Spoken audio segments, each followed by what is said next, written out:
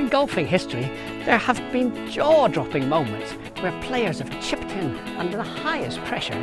Think about Larry Mize's incredible chip-in at the second extra hole of the 1987 Masters.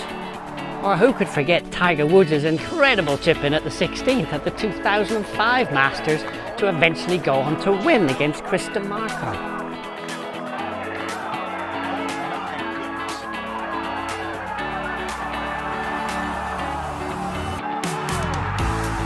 These magical shots were not just about luck, these were about technical mastery, being able to read the conditions. Go on, son, go on, son, go on, son. To choose the right club and to visualize the shot from start to finish and chip it into the hole. So in this video, I'll take you step by step through these 4 really important elements to help you chip the ball into the hole more often. But there's something else, something a little harder to define, a secret sauce, some mixture between desire to hole a shot and a deep belief that you're going to hole a shot. So let's look into that. Oh, go on in, go on in, go! Towards the end. I'm Andrew Cullen, and this is Golf Yourself to Life.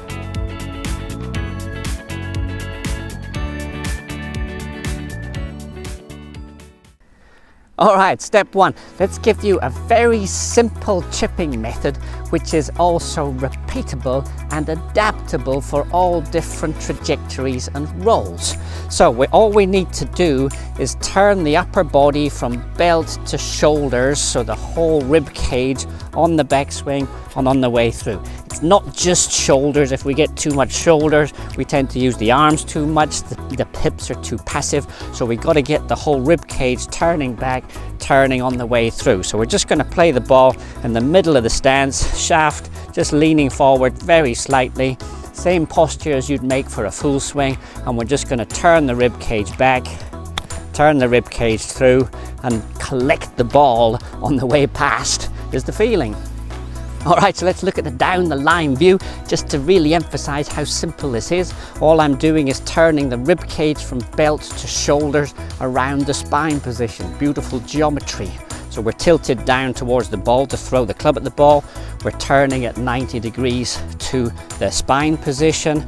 We don't have to think about hips, don't have to think about hands and arms. The arms are just stuck onto your sides.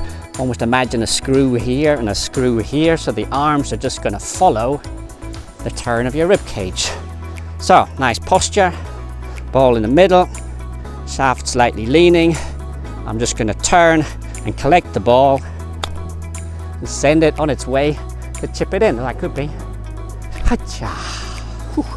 So we got the basic shot. How do I vary the trajectory and roll? Super simple. Here's a list of all my chipping clubs, from 6-iron all the way up to lob wedge. I could go 5-iron, 4-iron hybrid. I tend to go away from hybrid because there's virtually no backspin on the ball. Very difficult to judge the roll of it afterwards. So there's my chipping clubs. So I'm just going to show you the sort of even number clubs, 6, 8 pitching wedge, sand wedge from the side to show the different trajectories and rolls with exactly the same technique that I just showed you. We've got a chance. Come on.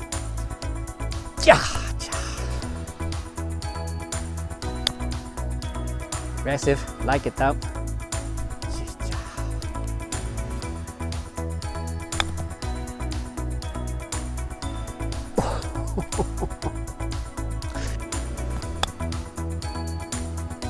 Check.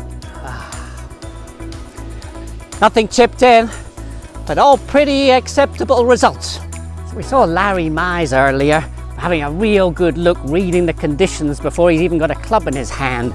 So let me give you situation number 1 here.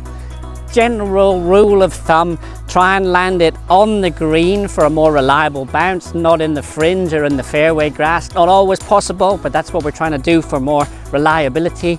And land it on a flat part of the green, so it's not going to jump left, right, stop on you or go shooting forward. So let me give you a bullseye view of what we're trying to do with this shot. First of all, the ball's lying good. We're just going to pop it up onto this flat part of the green, land it about here. it's going to start rolling up the hill, turning right to left, hopefully slowing down and popping into the hole. So by reading the conditions precisely, I start to get an idea of trajectory and roll, and therefore which club to choose. So I'm going to choose an 8-iron here, just trying to pop it onto a very precise point round about here, sort of dark green patch on the green, and let it roll up like we saw the ball telling us what to do. So read is done, club choice based on the read is done. I'm going to make a very practice swing relative to the point that I'm trying to hit on the green, and then we're going to try and chip it in.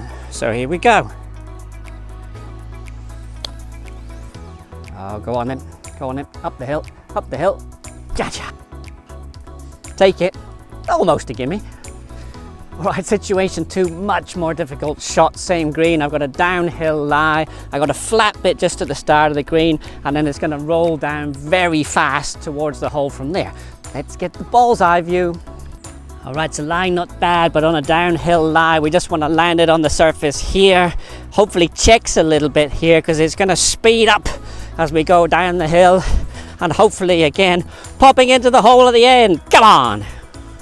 Okay, so the read is telling me lob wedge. We're de-lofting anyway, so it's going to go down to like a pitching wedge loft. Land it on the front of the green here on the flat bit, and let gravity and the slope do the rest. So here we go. Land it on the flat bit. Let it roll down, see it popping into the hole. That should be pretty good. Should turn a little right, should speed up. Oh, it's got a chance. Come on. Ah, little more speed. Pretty happy with that, tough shot.